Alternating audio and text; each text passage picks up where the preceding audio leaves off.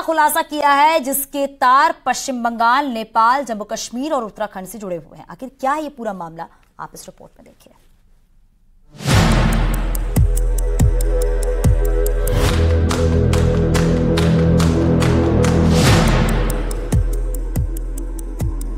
शनिवार की देर रात को हुए हत्याकांड ने देहरादून के रायपुर के सोडा सरोड़ी इलाके में सनसनी फैला दी थी।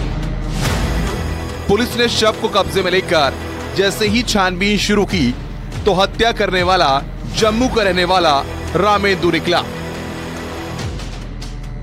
हैरानी की बात यह है कि रामेंदु उपाध्याय देहरादून के क्लेमेंट टाउन आर्मी कैंप में लेफ्टिनेंट कर्नल के पद पर तैनात है।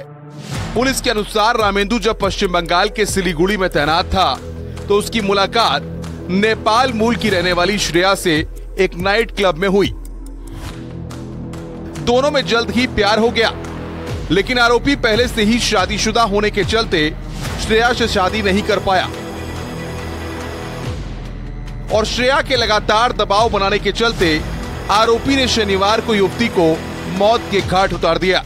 इस महिला का जो नाम जो है, जो मृतका है, वो श्रेया उर्फ सुमित्रा और ये नेपाली मूल की महिला है और ये सिलीगुड़ी में बार डांसर थी।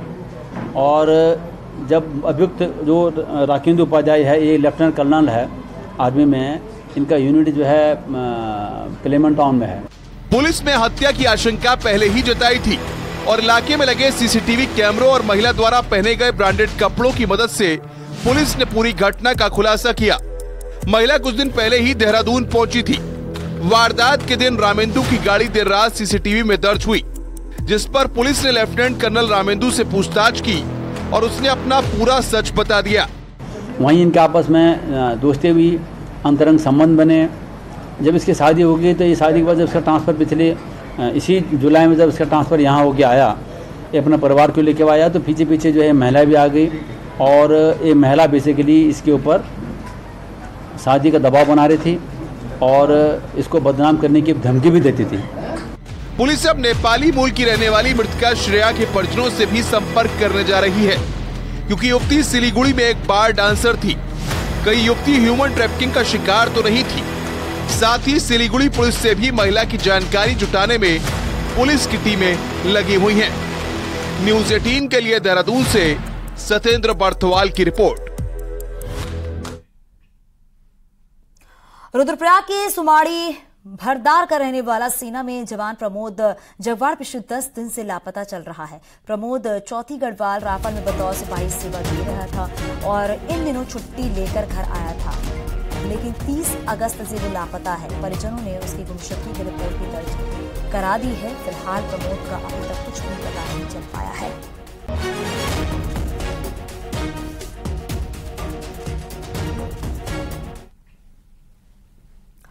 टिहरी में NH-94 पर बने स्लाइडिंग जोन का ट्रीटमेंट का काम अब शुरू कर दिया गया है। डीएम के निर्देश के बाद अब पीआरओ ने NH-94 पर 20 स्लाइडिंग जोन चिन्हित किए हैं, जो कि जियोलॉजिकल सर्वे के बाद इन स्लाइडिंग जोन का ट्रीटमेंट शुरू कर दिया गया है। बगड़धार और नरेंद्र नगर के पास बारिश के चलते लगातार हो रहे लैंडस्लाइड को रोकने के लिए भी सेफ्टी वॉल तैयार की जा रही है और दोनों ओर मशीनें तैनात की गई हैं, जिससे कि मलबा आने पर हाईवे को जल्द से जल्द खोला जा सके और ट्रैफिक को सुचारू किया जा सके। देखिए, NH-94 में बीआरओ के द्वारा 20 के आसपास चिन्हीकरण किए गए लैंडस्लाइड के पॉइंट्स, जिसमें कई लैंडस्लाइड पॉइंट्स उनके क्षेत्र में जो रोड उनकी है और उसके अतिरिक्त जो अन्य NH के पास है रोड, उसमें भी चिन्हीकरण किया गया है और कई जगह कॉन्ट्रैक्टर्स मोबिलाइज भी हो गए हैं। कुछ 2-3 जगह काम भी प्रारंभ हो गया है। और चलिए नजर डालते पहाड़ की 10 बड़ी खबरों पर भी। हरिद्वार में पुलिस ने वाहन चोर गिरोह के 3 सदस्यों को पकड़ लिया है और तीनों आरोपियों युवक लक्सर क्षेत्र के गांव के रहने वाले बताए जा रहे हैं। देहरादून में आपसी विवाद में चचेरे भाई ने दूसरे पर हमला कर घायल कर दिया है, जिसके बाद आरोपी ने खुद भी फांसी लगाकर आत्महत्या कर दी। नैनीताल के बेताल घाट में बरसाती नाले के बहाव में एक कार फंस गई है। इस दौरान कार सवार की जान आफत में आ गई है, लेकिन लोगों ने उसे बचा लिया। हरिद्वार में एक युवक की गोली मारकर हत्या कर दी गई है। 20 साल के युवक का शव हाथी पुल के पास छोटे ढाबे में मिला। जोशीमठ में लगने वाला जाम लोगों के लिए भारी मुसीबत बन गया है। सुबह से ही लोग जाम में फंसे होते हैं, जिससे लोगों को दिक्कतों का सामना भी करना पड़ रहा है। चमोली में कर्णप्रयाग नारायण बगड़ नेशनल हाईवे पर हादसा हो गया है। ऑल्टो कार के ऊपर पहाड़ी से चट्टान गिरी है और हादसे में कार सवार एक शख्स घायल हुआ है।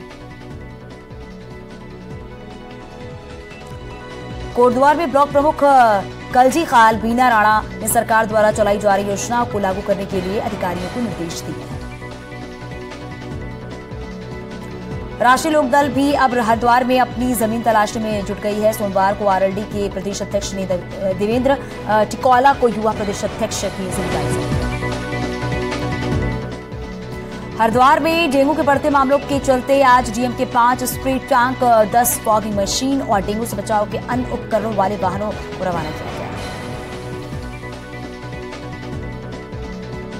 रामनगर में रानीखेत रोड पर एक बाइक सवार को अज्ञात गाड़ी ने टक्कर मार दी है, जिसमें बाइक सवार बुरी तरह घायल हो गया है।